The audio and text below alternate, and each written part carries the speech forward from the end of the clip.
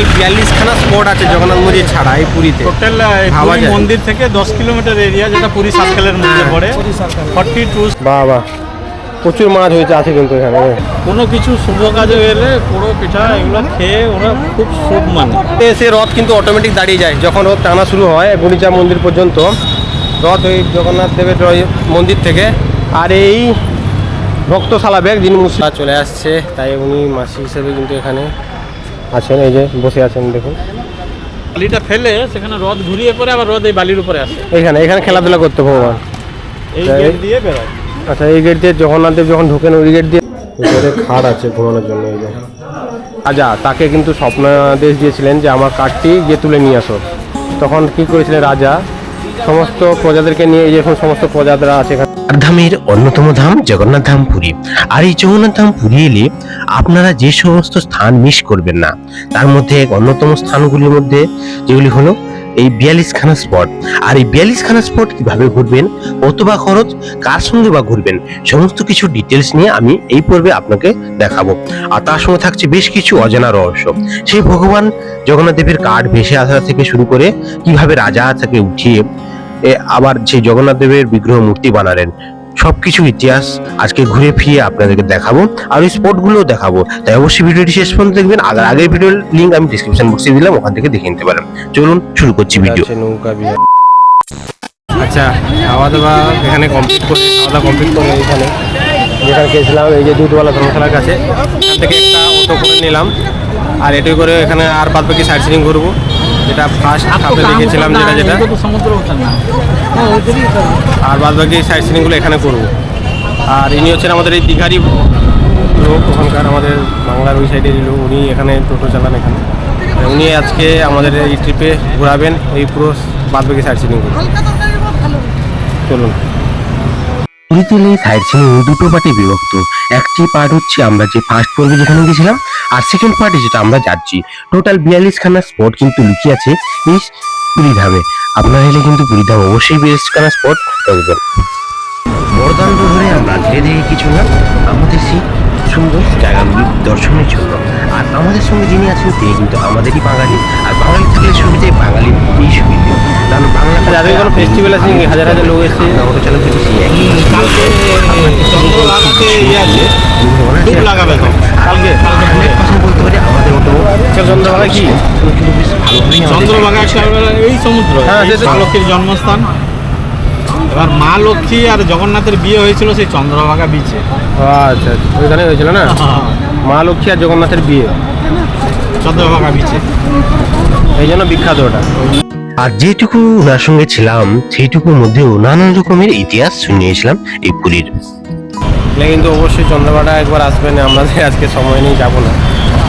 আর প্রথমে যাচ্ছি কোথায়, পিসির বাড়ি। প্রথমে আমরা যাচ্ছি পিসির বাড়ি। বঙ্গবংশের রাজা ভানু নরসিংহদেব এই পুকুর খনন করেছিল। এটা এই যুগের পুকুর নয়, আগের যুগে। জগন্নাথের 21 দিনের চন্দন যাত্রা হয় এইখানে না? হ্যাঁ। আচ্ছা, চন্দন যাত্রাটা এখানে হয় 21 দিনে, যেটা পুরীর সব ভগবান আসে এখানেই আছে। পুরীর সব ভগবান নৌকা বিহার করতে এই 21 দিনের মধ্যে পালকিতে করে আসে।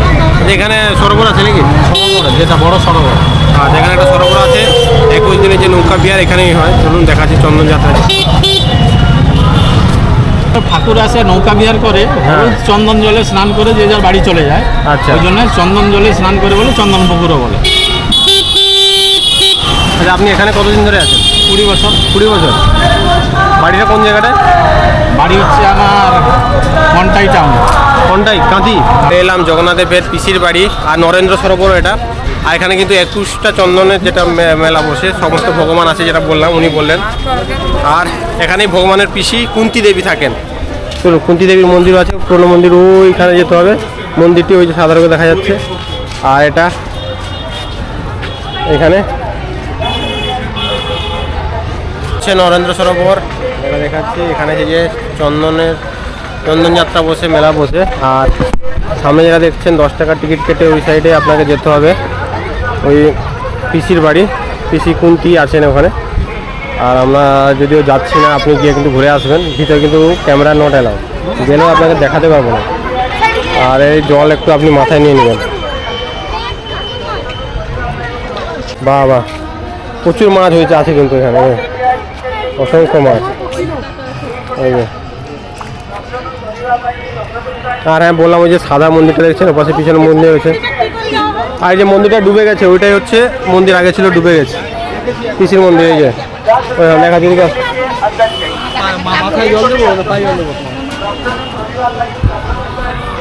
এবার দেখা যায় দেখুন এই মন্দিরটা সাদা মন্দির তো আছেই, আরেকটা মন্দির দেখুন ওই যে মন্দিরটা সাদা মন্দির বলতে ওই যে মন্দিরটা আছে যে ডুবে গেছে, ওটা কিন্তু আগে পিসির বাড়ি ছিল এখন ডুবে গেছে বলে ওটা ইয়ে করে দেওয়া হয়েছে।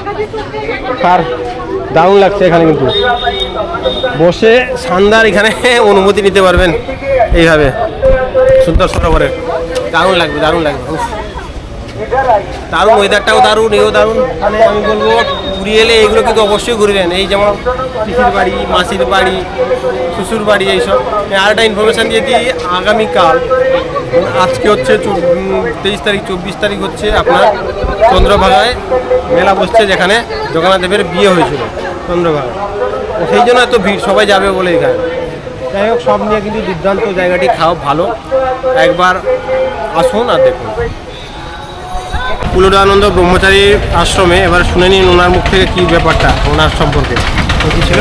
ওনার বাড়ি হচ্ছে নদিয়া ডিস্ট্রিক্ট, নদিয়া ডিস্ট্রিক্টের বাড়ি। হ্যাঁ, উনি এখানে এসে তপস্যা করতে থাকে একটা এই পিসির বাড়ির পেছন সাইডে। আচ্ছা, নরেন্দ্র সরোবরের পেছনে তপস্যা করতে, তপস্যা করে জগন্নাথের আশীর্বাদ পেয়েছিল। জগন্নাথের কাছে একটা আশীর্বাদ উনি চেয়েছিল, হ্যাঁ, যে আমাকে একটা এমন জিনিস প্রভু দান দাও যেন আমি তোমার দুজনের সেবা করতে পারি। আচ্ছা, আদার্স উনিও কিছু চাই।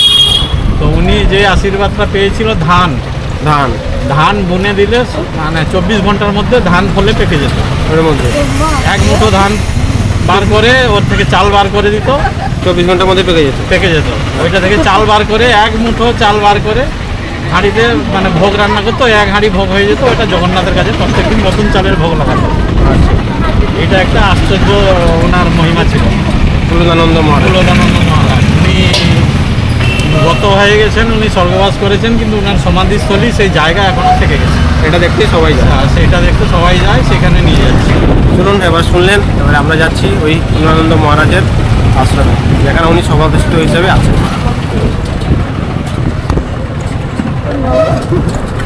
স্টোরিটা তো শুনলেন, এবার চলে এলাম পুলুরানন্দ ব্রহ্মচারীর আশ্রমে। এবারে স্টোরিটা তো বললাম তো আপনাকে, আর এইখানে কিন্তু পুলুরানন্দ ব্রহ্মচারী 24 ঘন্টায় ধান নিয়ে চাল উৎপন্ন করতেন। আর ওনাই এখন মারা গেছেন, যেটা বললাম ওনার মুখ থেকে শুনলেন, সমাধিটা এখন আছে। আর দারুণ জায়গা এটা। আচ্ছা, ভগবান জগন্নাথ দেবের কাছে এখন যে চালটা মানে ধান লাগে ওটা এরকম প্রতিদিন আলাদা আলাদা? হ্যাঁ, না এখন ওটাই রেগুলার, ওটা রেগুলার না, উনি যখন থাকতেন তখন প্রতিদিন আলাদা আলাদা থাকতেন। ওনার ওইটাই ওই পেয়েছিল না, 24 ঘন্টায় নতুন ধান থেকে চাল করতেন, তাহলে হবে তো ধান হতো। এই যে বাবার ফটো দেখুন লাগানো আছে, ওই যে দেখা যাচ্ছে। আচ্ছা আচ্ছা, ওইটা না, তো খুলবেন ওই যে আচ্ছা, এটা হলো বাবার সমাধি।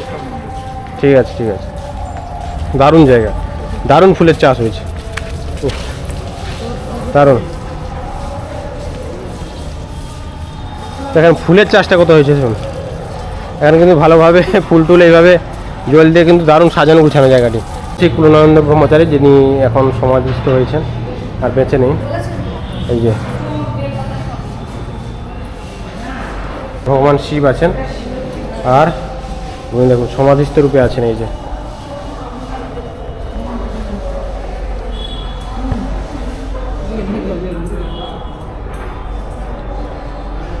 পুলুরানন্দ ব্রহ্মচারীর সেই গাড়ি যেটায় বসে উনি যাতায়াত করতেন ওটা এখনও আছে দেখুন। শ্রী পুলুরানন্দ ব্রহ্মচারীর তখন রিক্সার মতন ছিল, এই যে ঘোড়ায় টানা। সবথেকে ভালোবাসতে লাগছে এখানকার নিরিবিলি, কেউ কোথাও বলতে নেই, বকতে নেই, আর সুন্দর ফুলের চাষ হয়েছে, সুন্দর এই মহলটা আছে, দারুণ লাগছে। আর এখানে একটা সুন্দর পুকুরও আছে, চলুন দেখাচ্ছি ওটা। এখানে চৈতন্যদেব আছেন আর ভগবান শিব আছে। শিব তো থাকবেনই, সব জায়গায় শিব না থাকলে হয়।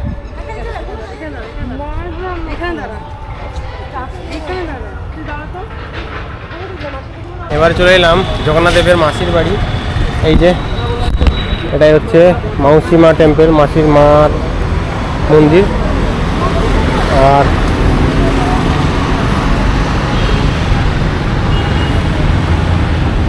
এই যে এখানেই হয় এই দেখতে পাচ্ছেন মাউসিমা টেম্পল। আচ্ছা, রথের টাইম কি রথ এখানে থাকে? রথ থাকে না, এখানে স্টপেজ হয়। এখানে স্টপেজ হয় তার এখানে? তার চিত্র দেখতে পাচ্ছেন। আচ্ছা, এখানে রান্না টান্না হয় কোথায় না? ভেতরে ভেতরে রান্না যেতে দেবে? যেতে দেবে না? চলুন ভেতরে যাওয়া যাক, চলুন।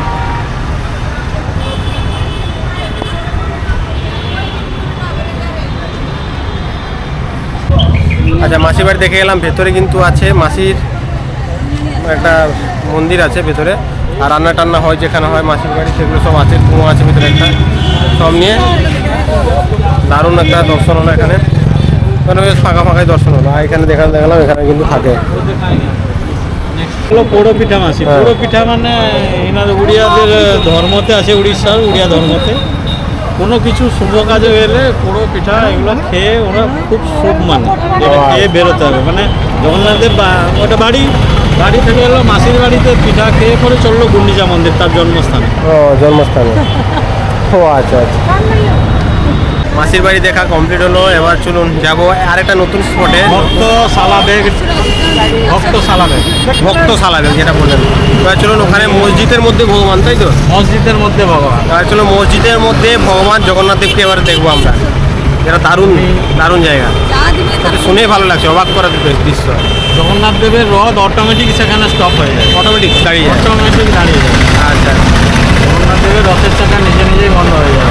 রথের টাইমে এসছিলাম কিন্তু জানতাম না অনেকগুলো যে কাহিনী লুকিয়ে আছে। এসছিলাম দেখে জাস্ট চলে গেছি, রথ ট্রেনে চলে গেছি, কিন্তু অনেক কিছু কাহিনী আছে দেখা যাচ্ছে। দারুণ জায়গা, দারুণ ব্যাপার। প্রবেশ করতে ওনাকে দিত না ভক্ত সাহেব। হ্যাঁ, ভক্তশালা বেগ যে মুসলিম যে ছিল, হ্যাঁ ওনাকে মন্দিরে প্রবেশ করতে দিত না মুসলিম হওয়ার কারণে। হ্যাঁ। উনি জগন্নাথ দেবের সঙ্গে দেখা করবে বলে সারা বছর ধরে এখানে বসে থাকতো। রথযাত্রা এলে জগন্নাথ দেবের সঙ্গে দেখা হবে। আচ্ছা আচ্ছা, দারুণ ব্যাপার। তো ওনার অনেক বড় কাহানি আছে। হোক, এটা আগে দর্শন করে নেন, তারপরে এই ঘটনাটা আগের দিকে আমি বলছি। আচ্ছা, চলুন আগে দর্শন করা যাক। ভক্তশালা বেগের মধ্যেই ভগবান বসেছেন, আর রথের চাকা এখানে অটোমেটিক গেলে কিন্তু থেমে যায়। হ্যাঁ, এটা বললেন উনি। এটা বাস্তব একদম আজকের দিনেও সেটাই হচ্ছে। আচ্ছা, ওই যে মসজিদের মধ্যে জগন্নাথ দেব বসে আছে। এই যে দেখুন মসজিদের মধ্যে জগন্নাথ দেব। এসে রথ কিন্তু অটোমেটিক দাঁড়িয়ে যায় যখন রথ টানা শুরু হয় গুন্ডিচা মন্দির পর্যন্ত। রথ ওই জগন্নাথ দেবের মন্দির থেকে। আর এই ভক্তশালা বেগ যিনি মুসলিম ছিলেন, তিনি জগন্নাথ দেবকে দর্শন করার জন্য সামনে এখানে দাঁড়িয়ে থাকতেন। আর সেই জন্য কিন্তু অটোমেটিক এখানে এলে কিন্তু রথ দাঁড়িয়ে যায়। এই যে হ্যাঁ, ভক্তশালা বেগ।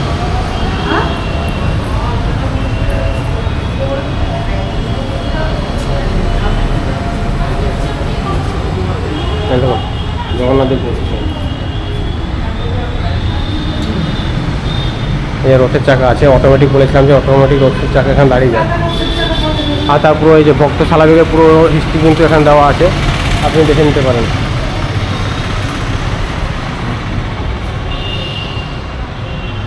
অ্যাকচুয়ালি এখানে কিন্তু অনেক হিস্ট্রি লুকিয়ে আছে, না এলে না জানলে কিন্তু দেখতে পাবেন না। চলুন ভক্তশালা মন্দিরে দর্শন হয়ে গেল, এবারে যাবো। এবারে ভক্তশালা বেগের কাহানিটা বলি। আচ্ছা বলুন। ভক্তশালা বেগ এখানে মানে মুসলিম হওয়ার কারণে ওকে মন্দিরে প্রবেশ করতে দিত না। আচ্ছা। তো উনি জগন্নাথ দেবের কাছে, জগন্নাথ দেবের সারা বছর ধরে পুজো করেই যেত। হ্যাঁ।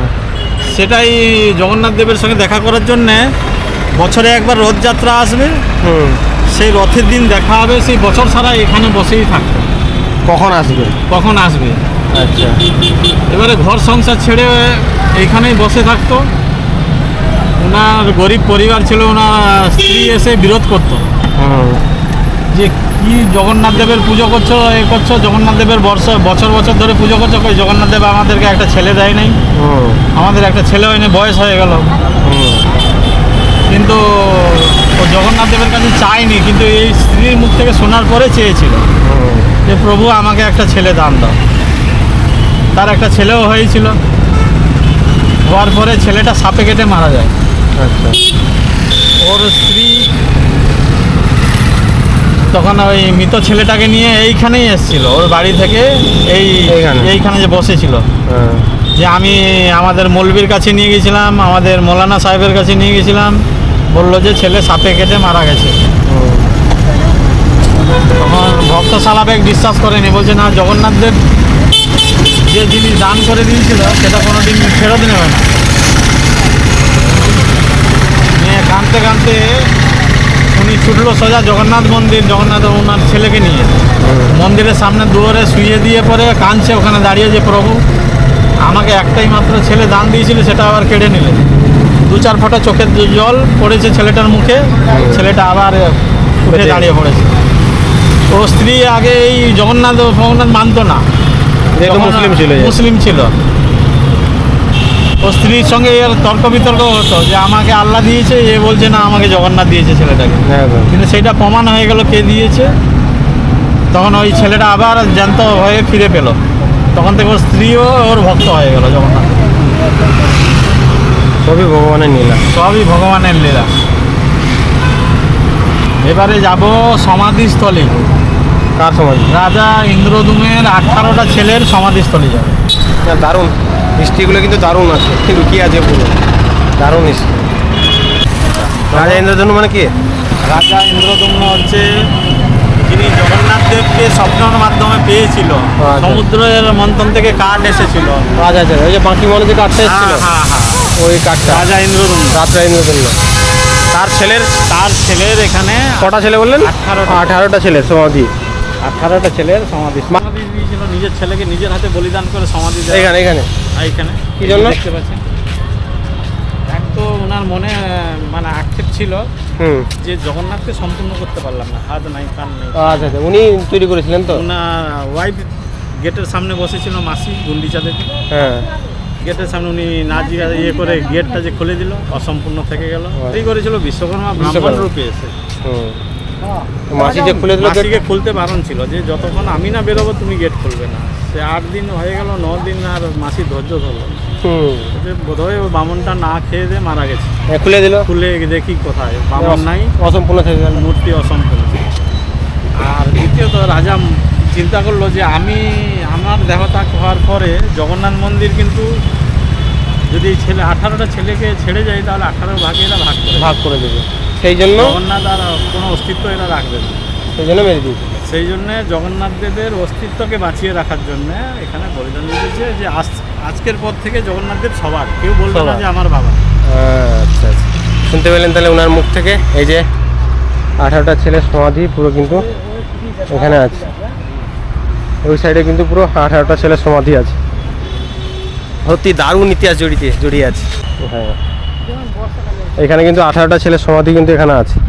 দেখুন এই যেগুলো কিন্তু 18টা আছে, 1 2 3 4 5 6 7 8 9 10 11 12 13 14 15 16 17 18, 18টাই কিন্তু আছে।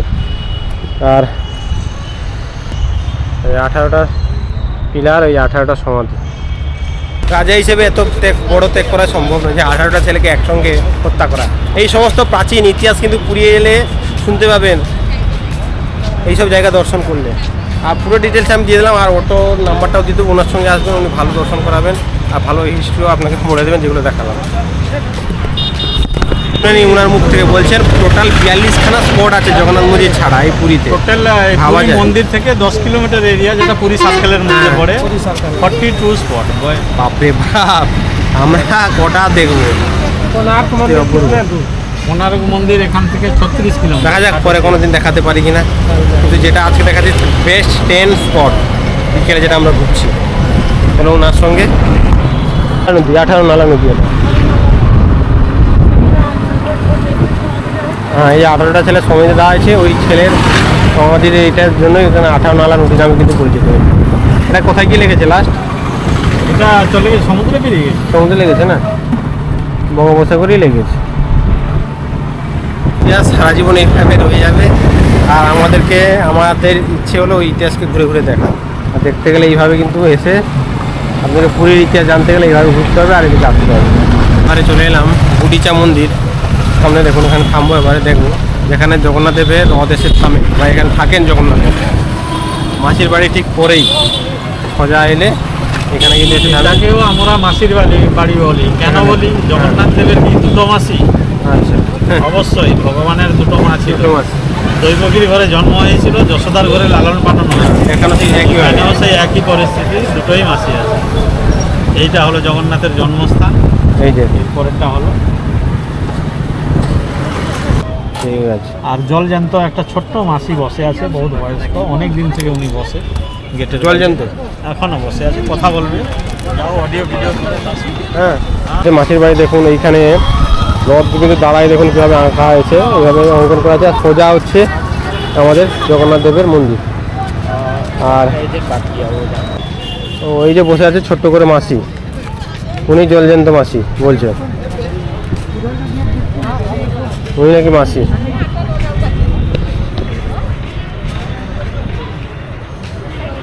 আচ্ছা, এখন বন্ধ আছে মাসির বাড়িটি, এখন বন্ধ আছে।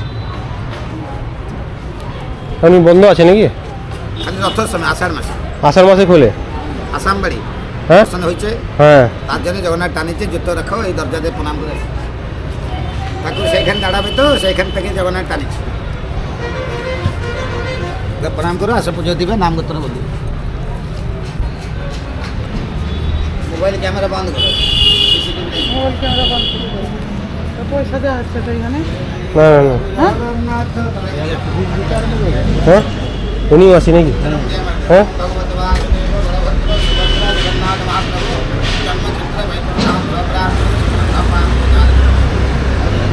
উনি ওনার বয়স কতখানি হবে?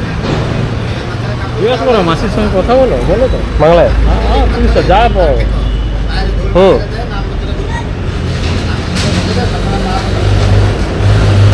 চলে আসছে, তাই উনি মাসি হিসেবে কিন্তু এখানে আছেন, এই যে বসে আছেন দেখুন।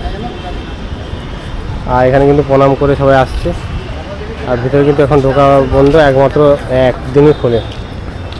মাসির বাড়ির নাম বললেও এখানে এসে যাবেন, কিন্তু অ্যাকচুয়াল জন্মস্থান হচ্ছে এইটা। আর যখন বসে আছেন সবাই কিন্তু ওকে মাসি বলে মানে, যেটা বললাম আপনাকে। আর এখন বন্ধ আছে। আর ভিতরে কিন্তু বেশ বড় সড়ো রন্ধনশালা আছে, একবার গিয়ে দেখেছি। ভিতরে তো বেশ বড় সড়ো রন্ধনশালা আছে, একবার দেখেছিলাম, রন্ধনশালা আছে ভিতরে। ভেতর অনেক বড় আছে। ওটা একবারই খোলে বছরে? বছরে একবার করে না, মাসির বাড়ি খুলে গেলে তারপরে ওটা চালু হবে। হ্যাঁ, মাসির বাড়ি আর 1 মাসের মধ্যে ওপেন হয়ে যাবে। এক মাস? তার কমপ্লিট হয়ে গেছে। ও কাজ চলছে নাকি, সেই জন্য বন্ধ? 5 বছর থেকে গভর্নমেন্ট চেঞ্জ হয়ে গেল, কাজ হয়নি ঠিক মতো। আচ্ছা, আগের গভর্নমেন্ট করবো বলে চলে গেল, নতুন গভর্নমেন্ট এসে কাজ করেছে, কাজ কমপ্লিট হয়ে গেছে। ওইখানে, ওই সাইডে? হ্যাঁ, ওইটা দিয়ে ওইখানে বালি আছে, সারদা বালি বলে। আচ্ছা, ওইদিকে ওইখানে? হ্যাঁ, ওইটা হলো সারদা বালি, জগন্নাথের ওইখানে আগে খেলা ওরা সারদা বালি। চলুন। বালিটা ফেলে সেখানে রথ ঘুরিয়ে পরে আবার রথ এই বালির উপরে আসে, এখানে এখানে খেলাধুলা করতে ভগবান। এই তাই? গেট দিয়ে বেরোয়। আচ্ছা, এই গেট দিয়ে জগন্নাথ দেব যখন ঢোকেন ওই গেট দিয়ে, আর বেরোন এই গেট দিয়ে। এই যে গেটটা যেখানে এখন কাজ চলছে বলে ভিতরে ঢুকতে পারলাম না, প্রায় 5 বছর ধরে শুনলেন। আর এখানে কিন্তু জগন্নাথ দেব খেলাধুলা করছে, এই যে ছেলেরা এখানে খেলাধুলা করছে। আর এই বালি নিয়ে কিন্তু রথের সামনে ফেলা হয়, যেটা বললাম। পাথরগুলো আছে, এগুলো কাজ কমপ্লিট হলেই কিন্তু এই মাসির বাড়ি আমরা আবার দেখতে পাবো আগের মতন করে। যখন 10 বছর 12 বছর আগে আপনারা এসেছিলেন, তারা কিন্তু দেখেছিলেন এইভাবে মাসির বাড়ি কিন্তু খোলা ছিল, এখন বন্ধ হয়ে গেছে। এরপর কিন্তু আবার খুলবে। জগন্নাথ দেবের মাসির বাড়ি দেখা কমপ্লিট হলো। আরেকবার দেখিয়ে দিচ্ছি রথের যে দাঁড়ায় রথ, তার জন্য কিন্তু এইরকম বেশ দেখুন চিহ্ন দেওয়া আছে। রথের রথ যে দাঁড়ায় চিহ্ন দেওয়া আছে, রথ দাঁড়ায় ঘড়ির কাটায় সময় 4:07। মাসির বাড়ি থেকে আবার আমরা যাচ্ছি সোজা রাস্তা ধরে। নেক্সট পর কোথায়? জগন্নাথের শ্বশুর বাড়ি, জগন্নাথের শ্বশুর বাড়ির পথে, জগন্নাথের শ্বশুর। আর এখান থেকে হচ্ছে পুরো আমার জগন্নাথ মন্দির পুরো পাক্কা 3 কিলোমিটার। আর রথ কিন্তু 3 কিলোমিটার টানা হয়, রথের দিন এলে আপনারা দেখতে পাবেন। শ্বশুর মানে কে ছিলেন শ্বশুর? সমুদ্রদেব। সমুদ্রদেব। আচ্ছা, যেখানে বিয়ে হবে কালকে বলছেন না, বিয়ে হয়েছিল চন্দ্রভাগা। চন্দ্রভাগা। ওটা মা লক্ষ্মী আবির্ভাব হয়েছিল, মা লক্ষ্মীর জন্মস্থান। আচ্ছা, চন্দ্রভাগায় শ্বশুর বাড়ি যেখানে হ্যাঁ শেষ হয়েছিল না, বিয়েটা হয়েছিল চন্দ্রভাগা। আচ্ছা আচ্ছা, তাহলে আমরা এখন যাচ্ছি সমুদ্রদেবের বাড়ি দেখতে, তাই তো? বাবা জগন্নাথের শ্বশুর বাড়ি, লক্ষ্মীর জন্মস্থান, মা লক্ষ্মীর জন্মস্থান। এখানে সমুদ্রদেবের মন্দির চলে এলাম। এটা হচ্ছে জগন্নাথ দেবের শ্বশুর বাড়ি, সমুদ্রদেবের বাড়ি, সমুদ্রদেবের বাড়ি। ঠিক আছে, দেখি ভিতরে কি আছে দেখে। হয়ে গেল লক্ষ্মী দেবীর বাপের বাড়ি জন্মস্থান, আর এখানে কিন্তু লক্ষ্মী দেবীর জন্ম হয়েছিলেন। আর সমুদ্রদেব এখানে কিন্তু লক্ষ্মী দেবীকে জগন্নাথ দেবের হাতে তুলে দিয়েছিলেন, আর বিয়েটা হয়েছিল আপনার ওই চন্দ্রভাগায় গিয়ে। আর এখানে ভিতরে ঢুকলাম, ভিতরে ঢুকা 5 টাকা করে টিকিট কেটে ভিতরে ঢুকলাম। আর এখানে সোজা ঢুকবেন সমুদ্রদেবের মন্দির দেখবেন, যেখানে লক্ষ্মী ঠাকুর আছেন আর জগন্নাথ দেব আছেন। এতে আসবেন মা কালী মন্দির আছে, 5 টাকা করে টিকিट। तो दर्शन हो गया, एबारे जाबो पासपोर्टे रखा है दीदी उनको बेड़ी से बांध के रखा गया हनुमान को। तो हनुमान जी भाग क्योंकि नहीं समुद्र मंथन पहले मंदिर के पास थे। अच्छा, समुद्र जो देव जो है माँ लक्ष्मी जगन्नाथ जी से शादी होने के बाद समुद्र मंथन जी जो समुद्र जो है उसका बेटी से मिलने हर दिन चला जाते हैं मंदिर। एबारे जाबो बेड़ी हनुमाনের দিকে। जगन्नाथ जी उसको रोक नहीं सकते, ससुर जी है कैसे रोकेंगे? बेटी के बाद मिलने आ रहे लेकिन दूर चला गया। तो बेड़ी हनुमान बेঁধে রাখতো নাকি সমুদ্রদেবকে? বেড়ি হনুমান বেড়ি লাগানো আছে, বেড়ি লাগানোর রহস্য আছে কি ইয়ে এখান থেকে উঠে জগন্নাথ দেবের কাছে চলে যেত প্রত্যেক দিন জয় জগন্নাথ করতে, সমুদ্র আবার পেছন পেছন চলে আসতো। ওই জন্য বলছে না একে পায়ে বেড়ি লাগিয়ে বসে না সেখানে বসতাম।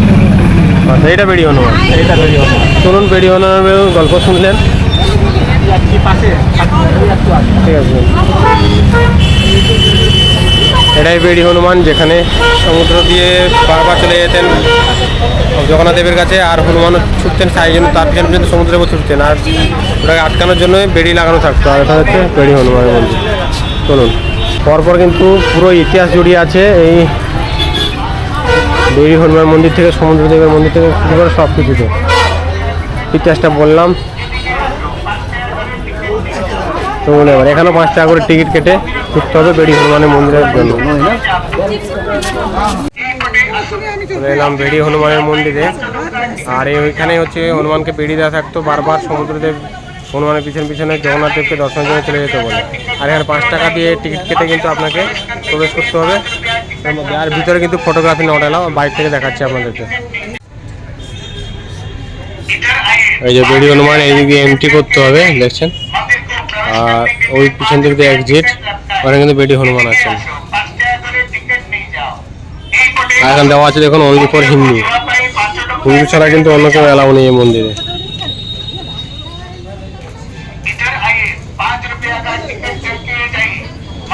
আচ্ছা, বেড়ি হনুমান দেখে এবারে চলে এলাম সোনার গৌরাঙ্গ এইখানে। তো সোনার গৌরাঙ্গদেব কলকাতা থেকে এখানে এসেছিলেন হেঁটে হেঁটে। চৈতন্য মহাপ্রভু। আচ্ছা, চৈতন্য মহাপ্রভু হেঁটে হেঁটে এখানে এসেছিলেন এইখানে, আর মানুষকে বোঝাতেন যে ভক্ত ভগবান কি করে কি হয়, আচ্ছা ধর্ম কি, ধর্ম কিভাবে পালন করতে হয়। আচ্ছা আচ্ছা। আর এখানে কিন্তু সোনার গৌরাঙ্গ আছে, তাই তো? পুরো সোনার, পুরো সোনার। দর্শন করতে পারবে, দর্শন করবে তো। ঠিক আছে। ভেতরে মোবাইল ক্যামেরা যাবে, মোবাইল যাবে না, মোবাইল দিয়ে সোনার গৌরাঙ্গর মন্দিরে সোনার গৌরাঙ্গ, যিনি শুধু কলকাতা থেকে গৌরাঙ্গ প্রভু প্রেম প্রচার করতে, ভালোবাসা প্রচার করতে, আর ভগবান শ্রীকৃষ্ণের বাণী প্রচার করতে কিন্তু এই সুদূর জগন্নাথ দেবের কাছে এসেছিলেন, আর জগন্নাথ দেবকে দর্শন করতে এসেছিলেন। আর এখানে তিনি মূর্ছিত হয়ে দেহত্যাগও করেছিলেন। আর এখানে এলে কিন্তু অবশ্যই এই সোনার গৌরাঙ্গ মন্দিরটি কিন্তু দেখতে ভুলবেন না। ওখানকার পুরো কাহিনী জগন্নাথ সোনার গৌরাঙ্গের কাহিনী, সেই সুদূর কলকাতা থেকে আমরা যে থেকে এসেছি সেখান থেকে এসেছেন। আর এইদিকে তারপরে যাবো, এদিকে নদিয়ার গৌরাঙ্গ আছেন, আর এখানে আছে সোনার গৌরাঙ্গ, সব দেখাবো। আগে মোবাইল ক্যামেরা নয় এলাও নি, আমাদের কিছুজন গেছে, যারা গেছে ওরা গেছে, ওরা এলে আমি আবার ঢুকবো। গৌরাঙ্গ দেখে এলাম, মানে সোনার গৌরাঙ্গ বলতে ওখানে কৃষ্ণকে দেখতে পেলাম, গোপাল দেখতে পেলাম। এবার যাবো, এখানে সামনে সুভদ্রা আছে, আর আছেন আমাদের নদিয়ার গৌরাঙ্গ। চলুন, দুটো মন্দির আর এখানে, ওখানে কিন্তু ক্যামেরা ট্যামেরা সব এলাম। আর এখানে ছোট্ট করে আছে, বড় বেশি বড় নেই। চৈতন্যদেব আমাদের সেই সুদূর কলকাতা থেকে এসেছিলেন এখানে, আর সেই জন্য দেখুন পুরো বাংলায় লেখা আছে। আর এখানেই কিন্তু দর্শন করার পর ভগবান পিছনে মূর্ছিত হয়ে গেছিলেন জগন্নাথ মন্দিরের ভিতরে। তারপরে আর আসেন এই পুরীর ধামে এসি জগন্নাথ দেব।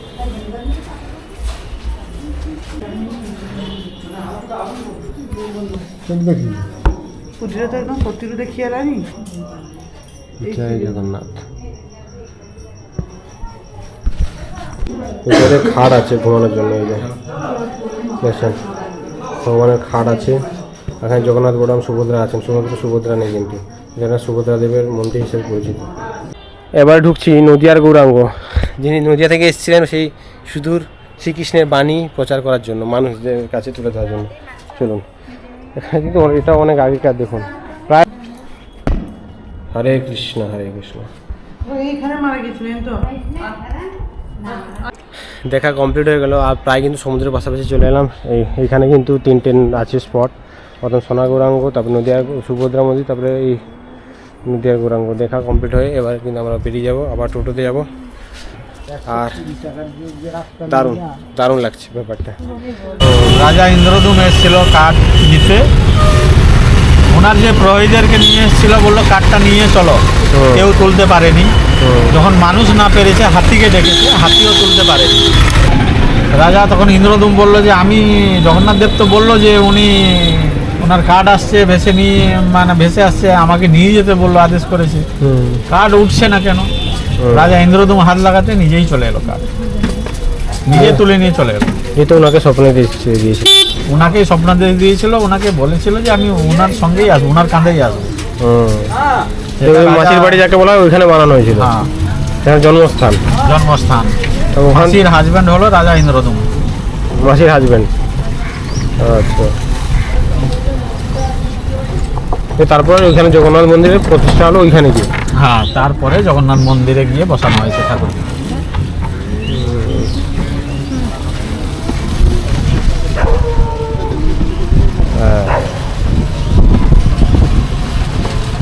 यहाँ से मंदिर 4 साल से। कैसे जाऊँगा? आपको तो बीच में ले जाना पड़ेगा, यहाँ नहीं, उधर जाके जो मंदिर के सामने हाँ बीच है, 1 किलोमीटर। 1 किलोमीटर वहीं जाके छोड़ो। ये तो ये मंदिर दिखाने के लिए लिया है। बाकी मोहन, बाकी मोहन चक्रतीर्थ तो जूतो पहन लिया है। पहन लिए हैं, बाहर से भी दिखाई देगा, छोटा सा मंदिर है, जाके आइए। চলুন এবার চলেছি এটা চক্রতীর্থম। মহাবিষ্ণু সুদর্শন তীর্থরাজ চক্রতীর্থ।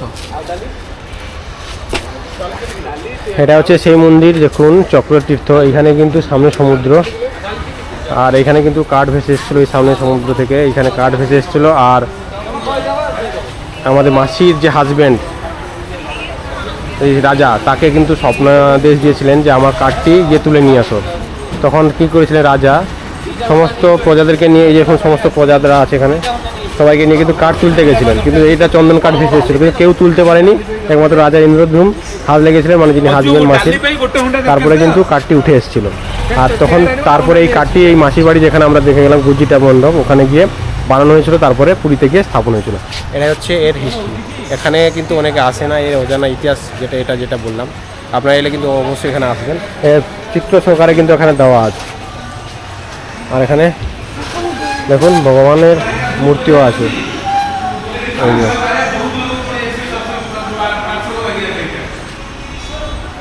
ভগবান জগন্নাথ দেবের মূর্তি ওখানে আছে। আর পুরো রহস্য কিন্তু এখানে দেওয়া আছে।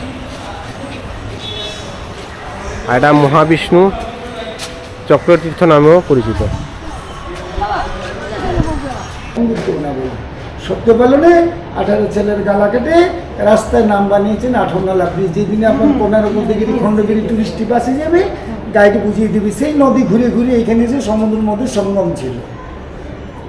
মানুষ বাইরে যারা আসে এই ঘরেতে কাপড়টা যে পরিয়ে এসেছে এই নদীর মধ্যে ছেড়ে দেয়। এখানে নতুন কাপড় পরে বাবা মা শাশ শ্বশুর স্বামী কেউ কারা মরে গেছে তারা এখানে কীর্তিলিপি উদ্ধার করায়। যারা সব অপুত্রী সন্তান না পায়, যারা বিপদে পড়ে গ্রহ দশায় কঠিন কষ্ট পায়, তারা এখানে দান ভাগ মতো করে জগন্নাথের দর্শন হয়। আজকাল ট্রেনে নামিয়ে যাচ্ছে, চলে যাচ্ছে, টিফিন করে নিচ্ছে, হোটেলে যাচ্ছে, মন্দিরে যাচ্ছে। এই জন্য ভগবানের অরিজিনাল নাম ছিল নীলাচল ধাম। তখন এর নাম কি? কে বলছে জগন্নাথ ধাম, কে বলছে পুরী। এই সাধু সন্ন্যাসী ইনিকে জিজ্ঞেস করলে ই বলবে কি নীলাচল ধাম। এখানে আমাদের ট্রিপটি সমাপ্ত করলাম। এই বাকি মহানতে এসে শুনলেন বাকি মহানের গল্পটা। আর এখানে কিন্তু আগে বিশাল বড় বালিস্তূপ ছিল, আর শনি মন্দিরটি শুনলেন, শনি মন্দিরের এখানকার পূজারীর কাছ থেকে শনি মন্দিরের গল্প।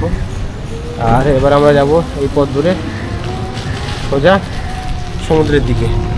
আর এখানে কি আনতো আমাদের ড্রাইভার দাদা নামিয়ে দিতে। আর ওনার নাম্বার আর নামটা আমি দিয়ে দেবো, আপনি এলে কিন্তু এখানে ওনার সঙ্গে ঘুরতে পারবেন, পুরো ট্রিপটি উনি আপনাদেরকে ঘুরিয়ে দেবেন। দেখা কমপ্লিট হলো, এখানে ছেড়ে দিলেন এই পুরীর সমুদ্র সাইডে, সামনে হচ্ছে সমুদ্র। এবার আমরা যাবো, ওনাকে বিদায় দিয়ে দিলাম, ওনার নাম্বার ডেসক্রিপশন বক্সে দিয়ে দেবো। খুব দারুণ সার্ভিস দিলেন উনি আমাদেরকে। এবার চলুন যাওয়া যাক সমুদ্রের দিকে, আর রাতে এনজয় নিব সমুদ্রের ভাইব। এবারে এসে পৌঁছালাম আবার সেই সমুদ্রের কাছে, এবারে এনজয় করবো রাতের সমুদ্র। আর পুরো ট্রিপটি সাইড সিনিংটি এখানে শেষ করলাম। এভাবে ঘুরবেন, সন্ধ্যার সাইড সিনিংয়ের ভিডিও নিয়ে আবার উপস্থিত হব আপনাদের সঙ্গে, এর ঠিক পরে পড়বে রাতের সৌন্দর্য, পুরো সৌন্দর্যটি কেমন, লাইট হাউসটি কেমন, পুরো সৌন্দর্য দেখাবো এর পরে পড়বে। অবশ্যই শেষ পর্যন্ত থাকবেন। চ্যানেলটিকে এখন যদি লাইক করে নিই, সাবস্ক্রাইব লাইক করে রাখবেন, এভাবে নিত্য নতুন সুন্দর ভিডিও পাওয়ার জন্য। জয় জগন্নাথ বলে ভিডিওটি এখানে শেষ করছি। আর এইভাবে সারাদিন সাইড সিনিংয়ের জন্য নাম্বারটি ডিসক্রিপশন দিয়ে দিলাম। দারুণ লোক, দারুণ ঘুরিয়েছে, আমাদের বাংলার লোক, বাঙালি লোক, আর বাংলা মানে বাঙালি, ভালো বুঝাবে, ভালো বুঝলেই তো আপনি ভালো ঘুরতে পারবেন। চলুন এবারে রাতের এবার সমুদ্রটা দেখি পুরী সমুদ্র থেকে।